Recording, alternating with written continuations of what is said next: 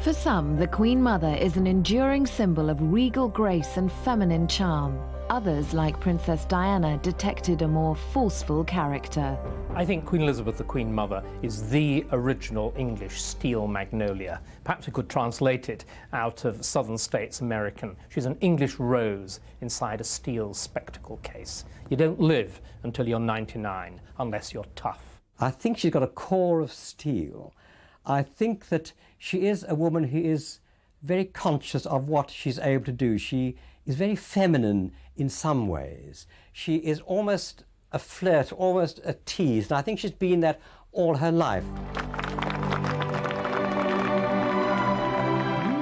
As Duchess of York, Queen Consort and Queen Mother, the former Lady Elizabeth Bowes-Lyon has spent most of her adult life in royal duty. Ever gracious and always smiling, she's created a unique rapport with the public. Despite being as old as the century, she has refused to retire. What is the secret of her vivacity? She actually enjoys life. She takes huge pleasure in relatively little things. She loves horse racing.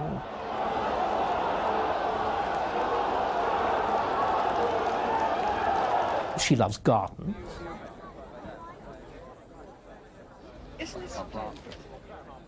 She obviously loves clothes.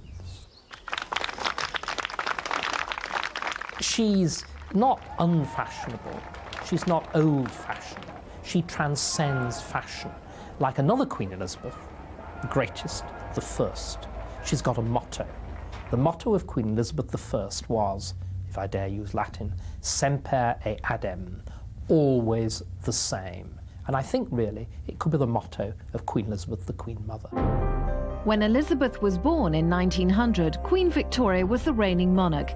The Queen died the following year. Edward VII took the throne with his beautiful Queen Alexandra. In 1910, their son became King George V. He was king during World War I. He changed the royal family's Germanic name, Saxe-Coburg-Gotha, to the House of Windsor. St Paul's, Waldenbury, was one of several houses of the Earl and Countess of Strathmore, the Bowes-Lyon family. It was the earliest home of their 9th child, Elizabeth Angela Marguerite. Their first daughter had died, and their new little girl, with her appealing looks and gentle manner, was especially adored. She was very close to her mother, and I think perhaps she was a bit spoiled because she was a very charming child, and all the servants adored her. She used to go into the kitchen and beg for extra jellies and cream and things like that. I think because of her great charm, she could get away with anything. Glamis Castle in Scotland, with its secret rooms and ancient ghosts, was another Strathmore home. Every summer, Elizabeth's family gathered here, holding shooting parties. They had afternoon tea in the Great Hall, a treat for Elizabeth and her younger brother David. The Bowes-Lyons were a very old family, going back to God knows whom in Scotland, and they were also very rich. They'd come into money rather fortunately, as well as having a lot of land. And they owned several castles, a huge house in St James's Square in London. Interestingly enough, they weren't terribly impressed by the royal family. Her father didn't really think much of the royal family. So at the time that there were thoughts that she might marry into the royal family, he wasn't especially impressed by that because they were really aristocrats in their own right and had come down. They were descended from King Bruce of the Scots and so on. So really very, very grand family. World War I broke out in August 1914 on Elizabeth's 14th birthday. She helped to nurse wounded soldiers sent to recover at Glamis. Later, she wrote to one of them, "Dear Harding, thank you so much for your letter. I am sorry that you can't find a job. It seems to be very difficult now." Elizabeth became one of the most eligible girls of her time. She was very petite and small, and she had a pretty heart-shaped face, beautiful blue eyes and a lovely complexion, and dark hair, which she wore in a rather old-fashioned way for those days with a fringe. But she had this sort of radiant attraction. She had this great power even then of making people feel that she was concentrating on them, that she was only interested in them, which is one of the most attractive qualities you can have. King George V and Queen Mary were enchanted by Elizabeth. Their own children had been strictly brought up, creating personality problems. Bertie, their second son, was very shy. David, the Prince of Wales, was more rebellious. He met Elizabeth and liked her, but they never fell in love. Even then, he preferred more sophisticated women. It was Bertie who fell for Elizabeth's exceptional charms. She was really the centre of masculine attention. A lot of men were in love with her. She was a great Deb in her day. When he met her, he fell in love with her absolutely instantly. And he was, with all his failings, because he was a very diffident, very shy, very reserved man, but he was always a very determined man. And once having fallen in love with her, he was determined to marry her. So he asked her 3 times, and for the first 2 occasions she refused. She didn't really want to be caught in this kind of royal cage. She was a woman who was used to her independence. She didn't really want to lead the restricted kind of life which marrying into the royal family would mean. But he was very persistent, the Duke of York, and he simply kept at her and kept at her and kept at her. And in the end, she agreed. She really loved him. He had a very vulnerable quality, which is very appealing to some women. And he did really need her. And then he was physically attractive. He had a very good figure. He danced very well. He was very athletic. He dressed very well. And he was a good guy. On April the 26th, 1923, Elizabeth set out for her wedding at Westminster Abbey. It was the first royal wedding of the century. Elizabeth was now Her Royal Highness the Duchess of York. For over a decade, she would be the King and Queen's only daughter-in-law, adored by her husband and cherished by his family. The Yorks became the focus of public attention. It was really a very popular marriage because the Prince of Wales, his brother, wasn't married at the time. So there was rather pressure really on the Duke of York to marry. So when they married, it was a great public occasion. The public were very taken with it because she was very, very beautiful. He was a good-looking man. It was a kind of romantic wedding and very, very popular. The Duke and Duchess were the rising stars of the new House of Windsor. Elizabeth, known as the Smiling Duchess, was her husband's mainstay. She was so good for Bertie. She brought him out, she supported him, she made his life fun, she made everything go around him. And I suppose they must have been a bit worried because he'd had a history of bad health, because he stammered and was very shy. And so nobody could have been more ideal than she was for him. Queen Mary formed a close bond with her son's wife, now the mother of Princess Elizabeth, born on April the 21st, 1926. The Duchess gave birth to a second daughter, Princess Margaret Rose. In August 1930, the King and Queen were delighted with the little princesses. Marriage transformed Bertie's life. Most of all, Elizabeth gave him the stability of a happy home and a precious family.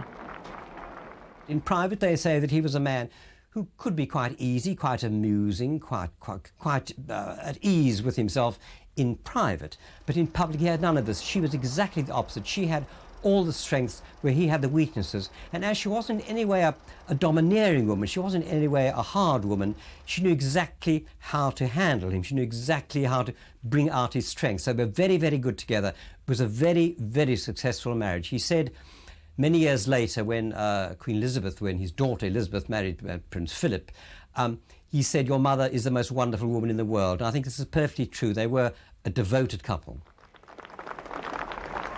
Bertie referred to his family as us four. Their main role was to support his aging parents in their duties, especially in the absence of the Prince of Wales, who had other interests. David, the Prince of Wales, had drifted a long way from his highly moral family. So far, his affairs with married women had remained hidden from public view. The Prince of Wales liked married women. He liked bossy women. He liked women who, in a way, could order him about. He fell for an American divorcee, still married to her second husband. Mrs. Wallis Simpson was scorned by Elizabeth. I don't think she approved of Mrs. Wallis Simpson at all. In fact, I don't think she ever really liked her. She was perfectly happy about some of the Prince of Wales's mistresses, like Thelma, Lady Furness, who was an American divorcee. She was perfectly happy with her. But there was something about Wallis that she didn't like, and I think she did not like the way that Wallis took over David's life entirely and separated him from his brothers. While George V lived, the issue of David's love life was avoided, but at 70 the king's health was fading. On January the 20th, 1936, the king was dying. Following bulletin was issued at 9:25. The king's life is moving peacefully towards its close. George V's funeral was solemn and dignified.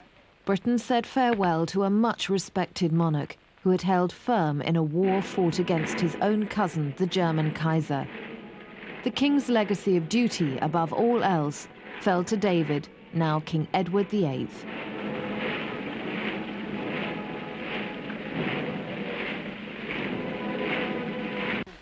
Our late sovereign lord, King George V, of blessed and glorious memory, that the high and mighty Prince Edward, Albert, Christian, George, Andrew, Patrick, David,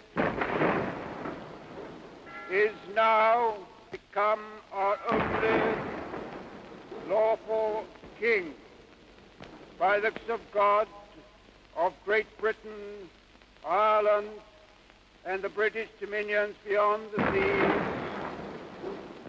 defender of the faith, Emperor of India. God save the King. Elizabeth avoided the new king's mistress. There was a story about one occasion when he had then become king.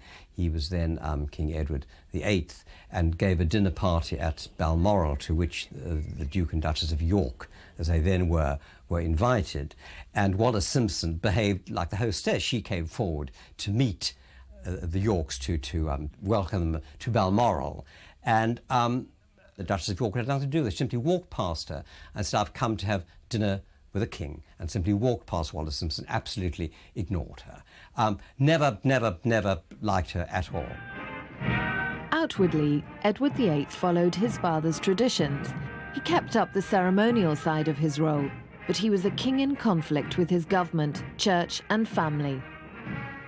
His love for Wallis, now twice divorced, caused a constitutional crisis. After the Bishop of Norwich spoke out, the king abdicated. You all know the reasons which have impelled me to renounce the throne.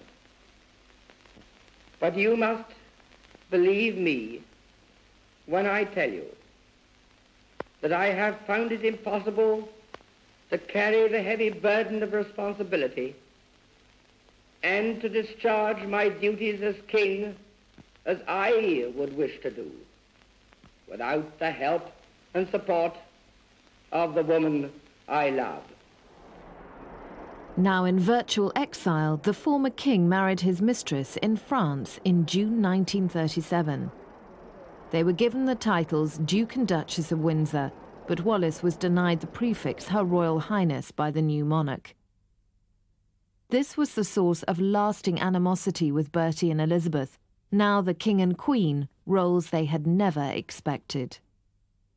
From the start, when the Prince of Wales wasn't married and got older and older and still wasn't married, there was always a thought that her husband, that the Duke of York, might become king. So there really was a thought in the back of her mind, but even so, it came as a great shock when actually when the abdication happened and they were called upon to be king and queen.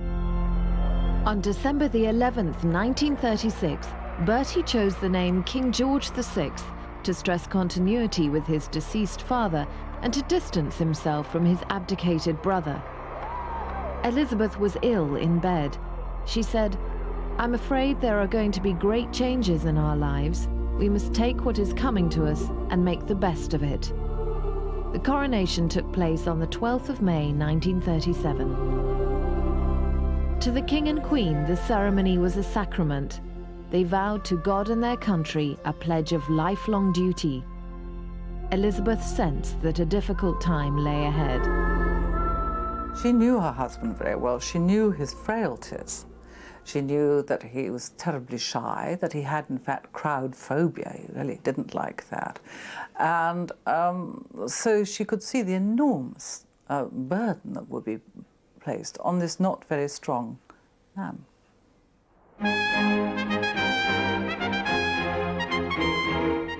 Foreign tours added the burden of international scrutiny, but the king knew that his wife's extraordinary charm would smooth the way. In June 1938, they were due to make a state visit to France when the Queen heard that her mother, the Countess of Strathmore, had died. With Europe on the brink of war, they knew the importance of cementing relations with France. The royal couple bravely continued their plans. They decided not to cancel the tour, but it went ahead. And Norman Hartnell worked through all his reference books and thought, first of all, oh, we have to make everything in black. And then he decided, no, he found that white was a mourning colour for the royal family as well. So he made the entire wardrobe, everything was copied in white. She absolutely swept the press off their feet. The French adored her, and she looked so glamorous. It's probably the most striking royal tour that's ever happened anywhere. The king changed. His wife and their family gave him the warmth and comfort he had not known as a child. The little princesses he adored grew up into attractive young women. Their mother was their role model. She was very close to her daughters, giving them both guidance and practical knowledge. The family life of Elizabeth and Margaret, or was of course known as Mary Rose, seems to have been as near idyllic as it was possible to be. Their father was incredibly soft, tender, indulgent, particularly with the younger daughter, with Princess Margaret. Their mother, in many ways, seems to have been, by the standards of the 20s or 30s, almost more of a friend to them than either a formal mother. The Queen, our present Queen Elizabeth, and Princess Margaret. The one thing they can't blame their problems on is their own unhappy childhoods, because they weren't.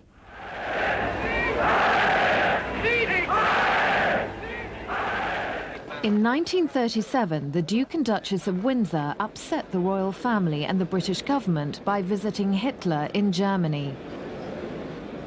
In June 1939, the King and Queen visited the White House and the US President Franklin Roosevelt. On this trip, they won a crucial ally for Britain. They also visited Canada, showing unity in the threat of war, which was only months away. The King had grown into his role, and the Queen had a genius for publicity. They had risen to the task, but the real test lay ahead.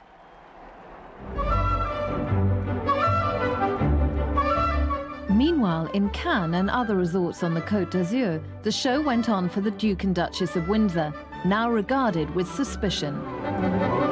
They did think at the time that there might be something treasonable in them, because during the war, at the beginning of the war, the Duke and Duchess of Windsor they'd paid a visit to Nazi Germany, they'd been seen together with Hitler, and there was this theory that if Britain lost the war, that Hitler might put the Duke and Duchess of Windsor on the throne, and the royal family took this very, very seriously indeed. Europe's social attractions were interrupted in 1940, when the Duke and Duchess of Windsor were sent to the Bahamas, where the Duke spent the war as governor. Queen Elizabeth regarded Wallis Simpson as unfit even to be a governor's wife, but at least they were out of the way. War brought separations. Men went to fight, and children were evacuated from the cities. Everyone looked to the royal family for morale and leadership. In 1940, Buckingham Palace suffered a direct hit. Queen Mary had been sent to Badminton, a safe house. Elizabeth wrote to her, "My darling Mamma, I hardly know how to begin to tell you of the horrible attack on Buckingham Palace this morning. Bertie and I arrived there at 11:15, and he and I went up to our poor windowless rooms. While the king believed that victory would come, the strain of the war took its toll on him. He was a heavy smoker. I don't think she tried to stop him smoking very much, and I don't think she realised probably how bad it was for him. When it came to the drinking didn't affect his daily life, it didn't affect his work. He used to like a good hearty swig out of the whiskey decanter in the evening, particularly at regimental dinners. When it came to his fits of temper, she was one of the few people who could calm him. Whenever he was in a temper, they say that she would teasingly take his pulse and go tick, tick, tick, tick, tick, just to make him laugh at himself. He took himself very seriously. He took everything extremely seriously. She's got a more buoyant nature. She tends to throw things off. So they complement each other wonderfully well. Where he was short-tempered, she really was kind of as calm as the day was long. She's a very easy woman, I think, to live with, and this is exactly the kind of person he needed. He was a tremendous warrior. She was a woman who simply had a way of casting off her worries, a very equitable temperament. The Queen set an example to the people in every area of public life. Hitler regarded her as the most dangerous woman in Europe. He felt that she had the king, by then King George VI, under her thumb. He thought that she was, as indeed she was, a very strong-minded woman, and that her husband, King George VI, was a rather weak-minded man. And so Hitler was very conscious of the fact that she might have been the power behind the throne. Hitler was very conscious that she was a woman of considerable strength of character, which indeed she was. Despite the dangers, the King and Queen refused to leave Britain. Like all their subjects, the King had a ration book, and the Queen had dress coupons, although she still set a style.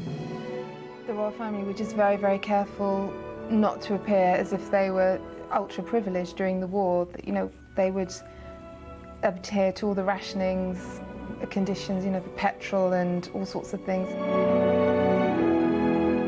Not for a moment did the Queen stop her personal war effort. Everywhere she went, people admired her warmth and sympathy. She even used the coded language of fashion to inspire. Her outfit is is quite glamorous, and I think it's a touch of almost understanding that the detailing on top of the hat it looks like some design from an RAF insignia. And so you'd often get people on a different version wearing sweetheart badges, which looked like they had a wing of an aeroplane or something on it. She's done, you know, a bigger version of that. It's like, you know, it's like a moral support thing.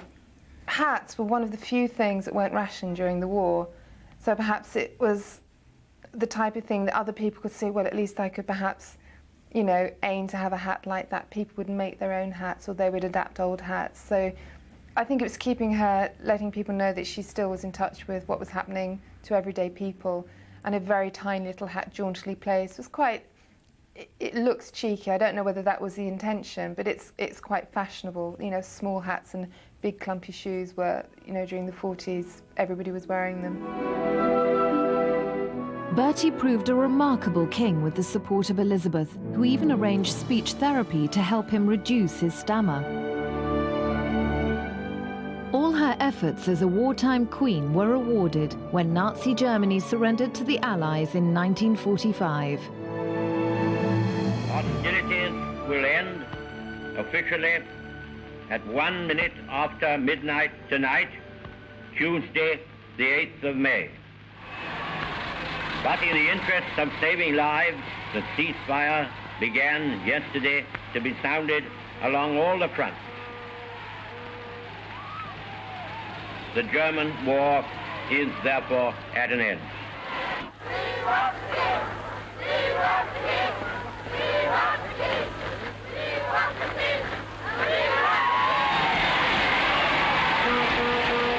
The King, Queen and their daughters appeared on the palace balcony with Prime Minister Winston Churchill to deafening cheers.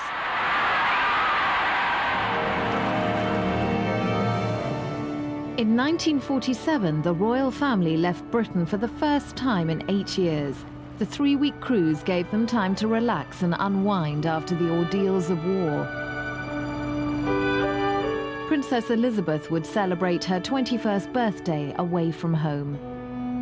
As ever, the Queen kept smiling, but she knew that the King had lost weight and his health was already in decline.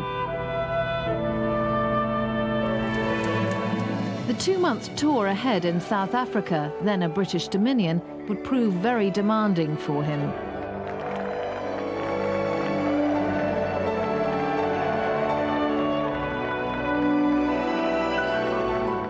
Everywhere they went, people greeted the royal family firm. As a young boy, Theo Aronson recalls one occasion. We drove there through the heat and the dust one day to this terrible railway siding, not a blade of grass, not a tree, just this desolate country all around, and about 20 of us waited there for the train to come in. The King got out wearing an ordinary little summer suit, and the princesses got out just wearing ordinary little cotton or linen dresses. But the Queen dresses her for a garden party, tremendous ostrich feather hat and floating panels with ostrich feathers and pearls and jewels and high-heeled shoes, and quite right too. She had come 6,000 miles to be on that very spot on that very day. 32 years later, I met her and I told this little story. And I said the first time I'd seen you, I said, you stepped off that train and I thought you looked like $1 million. And she fell about, she laughed and laughed. She said, Mr. Aronson, we so seldom hear that kind of spontaneous remark. It makes all our efforts seem worthwhile. On official occasions, all the family dressed up. Outshining stage and screen stars at premieres came effortlessly to Queen Elizabeth. This was the kind of event she always enjoyed. She loved mixing with theatrical people who found her enchanting with her easygoing manners and famous charm. While the world of entertainment celebrated its glamour icons, the Queen had her own signature style. She was a fashion icon in the kind of way that people liked the fluff and the crinolines and the hats with the ostrich feather and the soft turquoise blue and the high heels, you know, with the sort of rather Minnie Mouse look. To say that she was a fashion icon like Jackie Kennedy would be, of course, not true.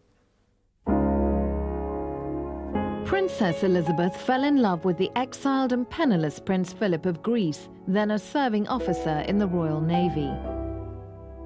At the beginning, they weren't too eager, I think. They thought that, the present Queen was too young, really. She should really have met some other men. But the present Queen, I mean, their daughter Elizabeth was absolutely determined to marry Philip. And so, in the end, they liked him. He was a kind of man's man that King George VI liked. Philip's uncle, Lord Louis Mountbatten, known as Dicky, was married to the heiress Edwina Ashley. The Queen thought them rather presumptuous. She had certain reservations about his uncle Louis and his aunt Edwina Mountbatten. She thought that Dicky Mountbatten was pushy and ambitious and tried to get perhaps too much advantage out of Bertie, who was very fond of him. And she disapproved very much of Edwina, who she thought was a champagne socialist and rather fast. On November the 20th, 1947, Princess Elizabeth and Prince Philip were married in Westminster Abbey. It was a spectacular wedding which symbolised the end of an era of austerity for the nation and prompted fresh happiness for the royal family. The bride wore a fabulous embroidered gown, and the Queen lent her a royal heirloom. There is a strong tradition for a bride to wear something borrowed on her wedding day.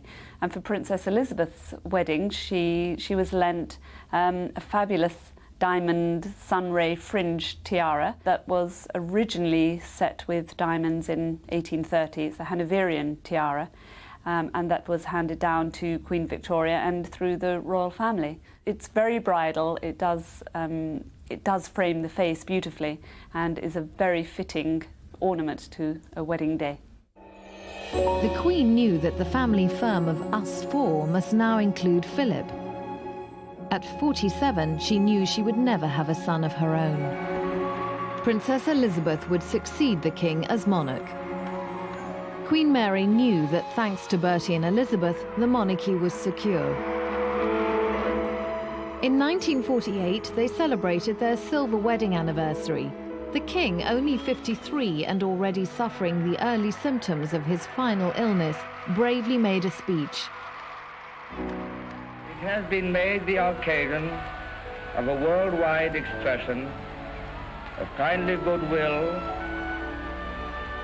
towards us, which has greatly moved us. It has been an unforgettable experience to realize how many thousands of people there are in this world who wish to join in the thankfulness we feel for the 25 years of supremely so happy married life which have been granted to us. In November 1948, Princess Elizabeth gave birth to her first child, Prince Charles. Now a grandmother, Queen Elizabeth had a new and important role. She doted on the little boy. 2 years later, his sister, Princess Anne, was born. As this new era began, another was soon to end. On January the 31st, 1952, Princess Elizabeth flew to Kenya on behalf of her sick father. She would never see him again. The king died in his sleep at Sandringham just 6 days later. This is London. It is with the greatest sorrow that we make the following announcement. It was announced from Sandringham at 10:45 today, February the 6th, 1952, that the king, who retired to rest last night in his usual health, passed peacefully away in his sleep earlier this morning. Among those in the funeral procession was the Duke of Windsor, honouring the brother who had taken on the heavy burden of duty in his place. The Duchess was not invited. The Queen Mother, as Queen Elizabeth now became known, blamed the Duchess and most of all the Duke of Windsor for the King's early death. I think she certainly believed that the Duke of Windsor, by his irresponsibility in abdicating and leaving the throne to George VI, had shortened her husband's life. She absolutely, seriously believed this. And there's a certain element of truth in it. Because of the strain he went through, particularly during the war, when he was informed by Churchill of exactly what was happening, I think this worry and the excessive smoking, this kind of thing, did shorten his life. He was a tremendous warrior and borne down by the whole responsibility of being king. I'm absolutely sure it shortened his life. Yes, it was. For a man of his nature, who had the stammer, who was very shy, it was a tremendous responsibility. And although she did absolutely everything to ease his path, I'm absolutely sure that being king shortened his life. And she knew this, I think, always bore a grudge against the then Duke and Duchess of Windsor because they had shortened the life of her husband. On June the 2nd, 1953, the world witnessed her eldest daughter crowned Queen Elizabeth II. It was the first televised coronation.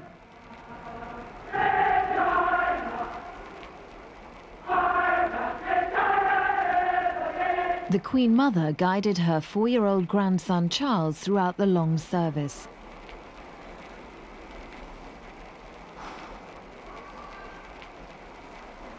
Much was expected of the young queen, only 26 at her coronation. She would need the experience and support of her mother.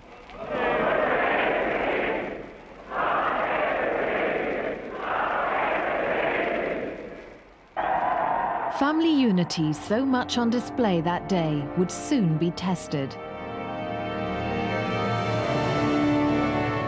By the time of the 1947 voyage to South Africa, Princess Margaret was falling in love with her father's equerry, Group Captain Peter Townsend, a married man. After the King's death, Townsend divorced his wife. Working for the Queen Mother at her new home, Clarence House, he was now closely involved with Margaret. It all came as a great surprise to the royal family, really, because it had been I mean, a secret love affair between Princess Margaret and Peter Townsend.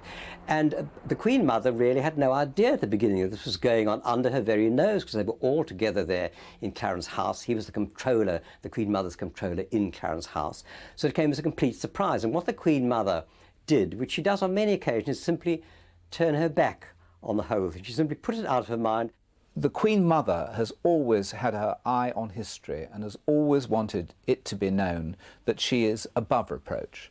And to have involved herself in a scandal, which it was at that time, which was likely to bring down the royal family, or at least certainly severely damage the royal family if Margaret had married Townsend, I think she wanted to stay as clear from it as possible. Princess Margaret was determined, really, to marry Peter Townsend at an early stage. She felt it just wasn't right for all sorts of reasons, and in the end, of course, they prevailed upon Princess Margaret, and she gave him up. Her sister, the Queen, didn't put any pressure on her at all. Princess Margaret's actual own Christian faith, and I think sense of her royal position, were the factors that decided her. I don't think she wanted to become a housewife, and Townsend would never have had any money. The Queen Mother was overjoyed when Margaret, then almost 30, fell in love with society photographer Anthony Armstrong Jones. Their engagement was announced in February 1960, and the wedding took place on May the 6th. The bridegroom was created Earl of Snowdon. They had 2 children, David and Sarah, but the Snowdons would divorce 18 years later. However, the Queen Mother retained her affection for her son-in-law. The Queen Mother always adored him. And because he was fun, because he was artistic. She likes people with taste. And so much did she like him that when things were going badly, and I think after they were even divorced, Princess Margaret used to get quite cross because her mother went on entertaining Anthony Armstrong Jones as though nothing had happened. The Duke and Duchess of Windsor often travelled to New York, but they made their permanent home in Paris. Here they entertained on a grand scale. They sold their memoirs and were sometimes interviewed. The Duchess never forgot her husband's royal status. I remember coming back from China. It was after the Prince's trip to America. And there was this song then saying, I knew a girl who danced with the Prince of Wales. He died in May 1972, aged 77. In death, he returned to the royal family. He was buried in royal ground at Frogmore near Windsor Castle, according to his wishes. But nothing could reverse the fact that he had been estranged from his family. Only 18 months had separated him in age from his younger brother. But he outlived Bertie by 20 years. Some blame the Queen Mother for the long rift between the royal brothers. I think she certainly had a certain amount of influence in keeping the Duke of Windsor out of England. She mistakenly believed that he was still, would attract people and would make her husband less popular than he was, in comparison seemingly dull and this sort of thing. I think she miscalculated. Prince Charles was the Queen Mother's favourite, although she adored all 6 of her grandchildren. He became the son she never had. It was to her that he always turned for love and affection, particularly when he was sent away to boarding school in Scotland. He was at school at Gordonston, which he detested. He was terribly lonely, he was bullied, he was absolutely miserable.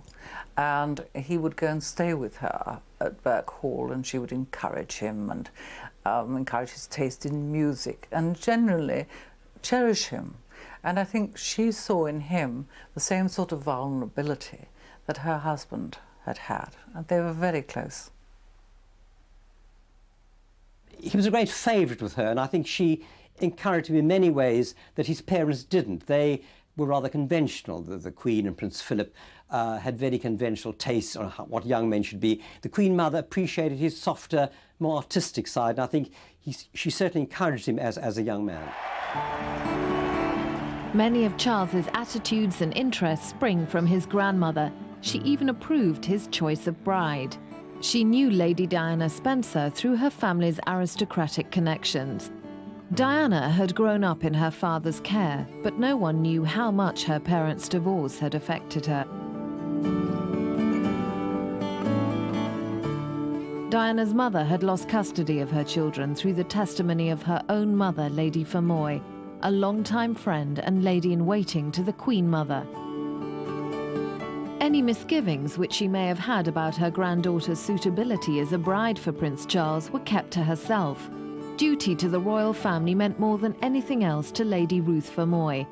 The marriage was quietly promoted by the Queen Mother. I do know that the Queen Mother said to Prince Charles, well, you know, you're not to mess her about. And if you don't grab her, somebody else will, because she's so attractive. She certainly said that.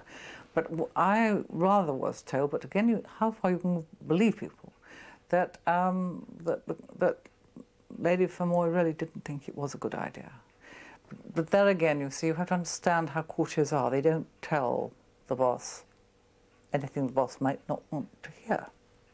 So, however much she may have said afterwards, oh God, I don't think she went along and said to the royal family, listen, I'm not sure this is going to be a good idea. I'm sure she didn't. True to form, Ruth Fermoy supported Charles against Diana. The Queen Mother's presence at Lady Fermoy's funeral in 1993 was the final honour for the courtier who had put royalty before her own family, but had let down both her daughter and granddaughter. Perhaps influenced by Lady Fermoy, the Queen Mother came to see Diana as frivolous with little sense of duty. Diana considered the Queen Mother as a source of negative comment. I don't think that there was much of a relationship there between the Queen Mother and the Princess of Wales. And of course, as things started to go wrong, the Queen Mother was ferociously loyal to Charles, always took his side. Diana and the Queen Mother often had to meet in public. On these occasions, they had to hide the suspicion and growing coolness between them. Diana decided to do her own thing.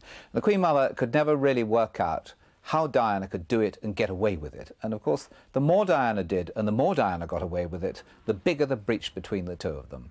And it was never going to be resolved. And in the end, it's my belief that Diana absolutely hated the Queen Mother. Perhaps unfairly, perhaps unfortunately, but it's true that that was the case.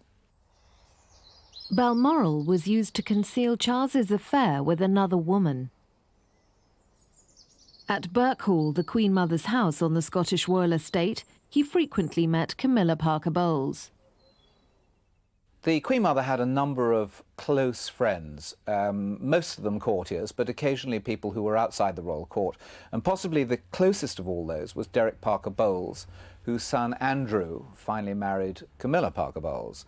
And I think that the Queen Mother, from the outset, because of her close friendship with that family, saw that one of us was having a relationship with the Prince of Wales. When it came down to it, when Prince Charles needed somewhere to go with Camilla, Birkhall, the Queen Mother's house at Balmoral, was made available, always with her knowledge, because Prince Charles is a dutiful grandson. He knows everything about keeping in touch with the Queen Mother, letting her know what's going on, and has always dedicated himself to that idea. And in return, the Queen Mother, rather enjoying the secret nature of this relationship between Charles and the adulteress, Mrs. Parker Bowles, was quite prepared to smile on it and lend her house to them. Princess Margaret has a different relationship with her mother than the Queen. As the more difficult daughter, Margaret has often needed her mother with her constant example of gaiety and social ease. No event has ever challenged the Queen Mother, not even meeting the Beatles, for whom she wore her finest jewels.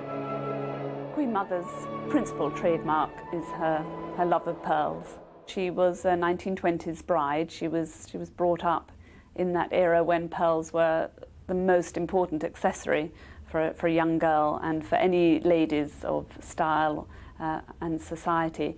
And she's remained true to that wonderful formal and traditional look. She still wears the most exquisite strands of pearls. The Queen Mother is an expert at image and presentation. No appearance is achieved without considerable attention to detail by her designers.